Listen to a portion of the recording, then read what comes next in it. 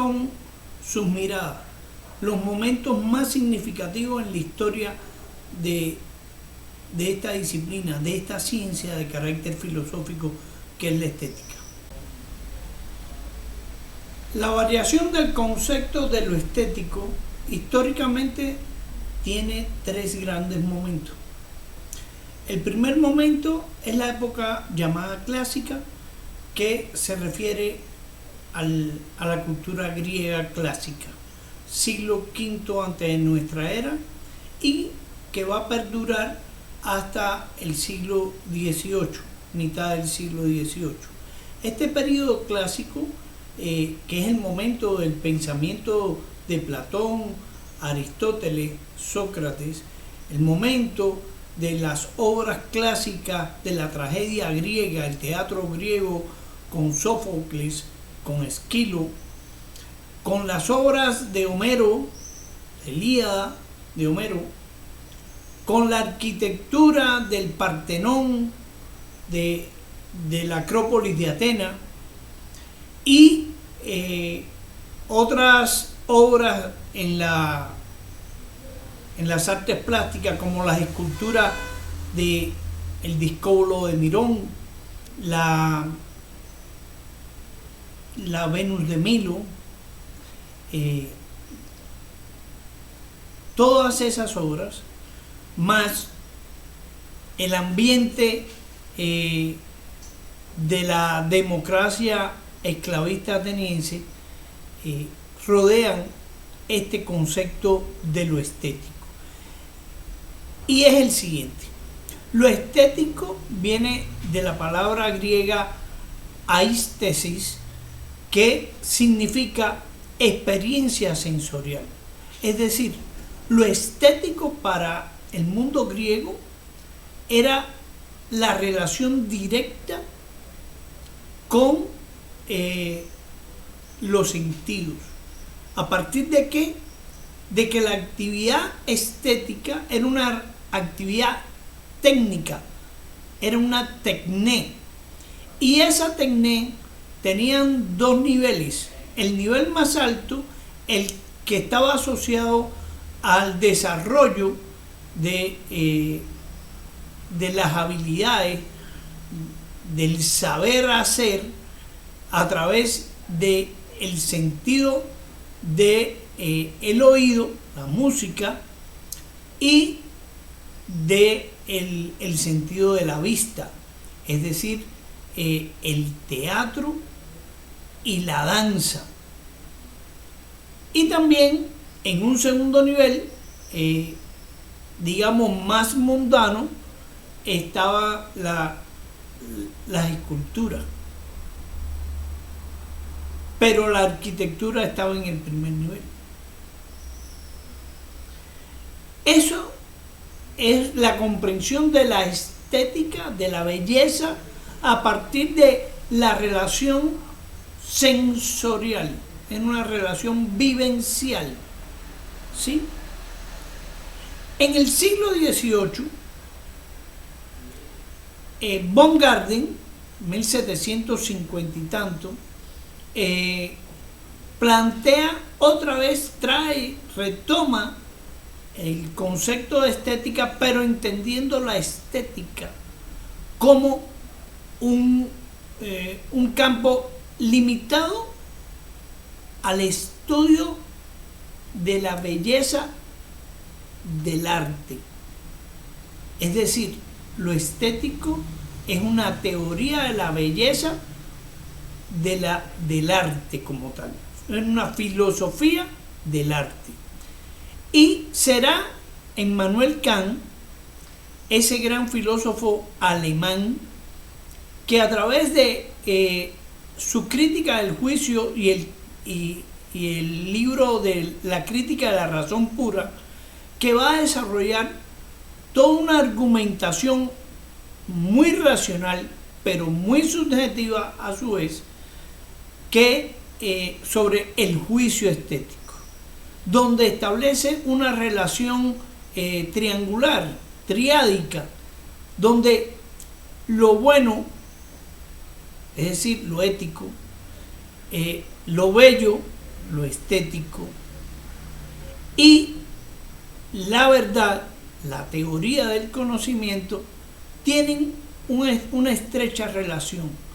Y cuando esos tres principios, el principio cognitivo, el principio valorativo, axiológico, ético, junto con el estético, coinciden en armonía, entonces estaríamos ante un hecho verdaderamente bello, equilibrado. En ese sentido, el canon de belleza sensorial del mundo griego va a trasladarse al mundo moderno, pero desde una mirada no sensorial, sino racional. El juicio estético es un resultado de una entidad racional, del pensamiento puro, racional, y no de una relación directa de el sujeto con la obra de arte o la actividad artística como tal. Continuará también el afán de que el arte fuera un fiel reflejo de la realidad. Por supuesto, de la realidad de los que estaban en el poder. Así como la imagen de belleza griega era del hombre libre griego, ¿sí?, del ciudadano, no del esclavo. El mundo del arte moderno fundamentalmente va a estar reconocido con ese arte que garantiza, que defiende, que refleja el estado de cosas, el estado de gobierno, la racionalidad de la monarquía de los países de Europa en aquellos momentos. Después eso cambiará, pero en la teoría estética será el cambio solamente hasta principios del siglo XX. Pero los antecedentes de ese cambio se vendrán a ver desde en el último tercio del siglo XIX, a partir del desarrollo de la ciencia, en química, en física, van a permitir la aparición de la fotografía, del teléfono, de la radio, del cine, el desarrollo de posibilidades de uso de nuevos materiales, de nuevas técnicas de expresión a través del celuloide, a través del manejo del color, la reproducción del movimiento, cosa que hasta esos momentos había quedado en la perspectiva, en el uso de la perspectiva que aparece en el Renacimiento, y que solamente en un pintor como Toulouse-Lautrec va a reflejar en el Moulin Rouge a las bailarinas de ese famoso cabaret parisino, y que fueron los primeros carteles, porque no eran originalmente pinturas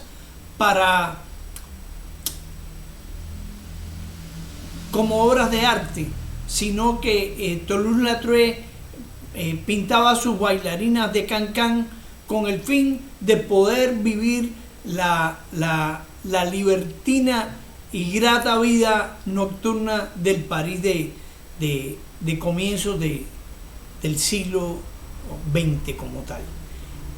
Todo eso hace que el arte ya no quiera, y la actividad estética no quiera ser constreñida al campo de lo meramente artístico. Y vendrán las vanguardias del siglo XX con el movimiento surrealista, con Buñuel, con Dalí, vendrá Picasso, vendrá los poetas dadaístas de aquellos años, y el arte tendrá otras nuevas funciones, no solamente la del placer y el gusto estético en sí y para sí, sino que asumirá una función social, una función más cultural, más social y transformadora de sus tiempos. Será una fuente de narrativa de su tiempo como tal. Y eso lo podemos ver en el origen de la publicidad, que aparece en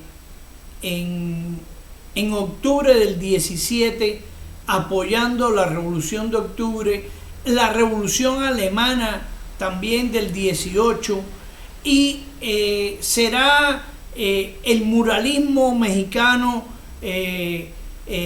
también un ejemplo del cambio a la función del arte como tal.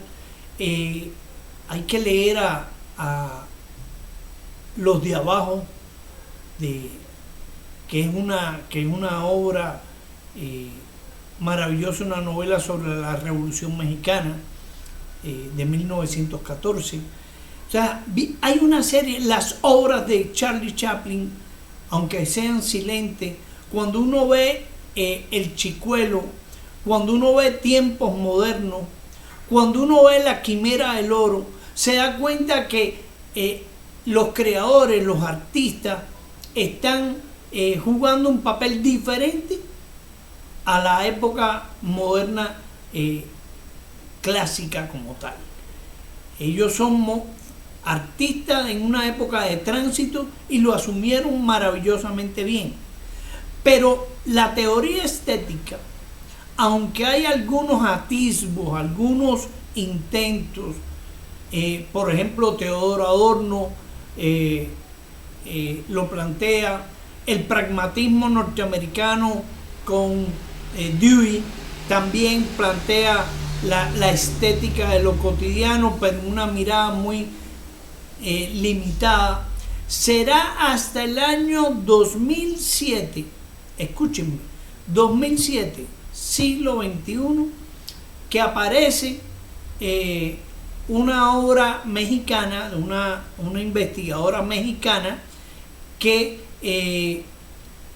planteará el término de la estética de lo cotidiano, regresando a las posturas de los griegos, entendiendo que lo estético es una relación, una experiencia sensorial, pero que no se limita al campo de lo artístico, sino que lo estético está presente en toda experiencia sensorial. Repito, en toda experiencia sensorial hay una relación estética, aunque no toda experiencia artística sea como tal limitada a lo estético, sino que también otro está. Eso es importante que se entienda. Eso es importante que se entienda, porque es un paradigma diferente de entender lo estético. Y desde esa perspectiva, que es un tema que está en debate hoy en día, porque hay algunos que quieren reducir lo estético al campo del arte. Todavía seguimos en esa discusión. Esta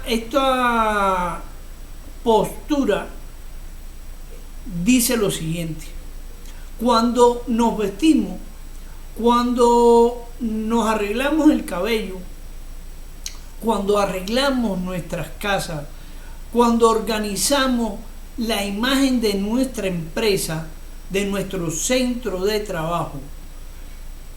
Cuando se piensa las construcciones, las empresas constructoras asumen posturas estéticas, se hace evidente de que lo estético no es un fin en sí mismo, sino que es una práctica y una necesidad socialmente reconocida en nuestra ropa, en nuestro cabello, en los deportes. También está presente, y por eso es tan importante, tan debatido, todas las emociones que provoca el deporte, positivas o negativas. Cómo se viste, cómo se arregla un artista, un político, un profesor, todo eso tiene juicios estéticos. Lo estético va más allá, pero teóricamente el debate está planteado, aunque en la práctica es aceptado. Para ustedes, publicistas y comunicadores, deben entender que una pieza publicitaria, una campaña publicitaria, en cualquiera de los soportes que tenga, y la comunicación, todos los géneros y todos los soportes que tiene, ya sea en televisión, ya sea en radio, ya sea en prensa digital o en versión tradicional, tienen por su diagramación, por su composición, por los recursos expresivos en edición y montaje, tienen una connotación meramente estética que le da mayor fuerza o menor fuerza a los mensajes comunicativos o publicitarios, que en definitiva son lo mismo, porque son formas de transmitir, informar, entretener, disuadir a una diversidad de públicos, porque el público no es homogéneo como tal. Eso es lo que quería comentarle de la variación del concepto de lo estético.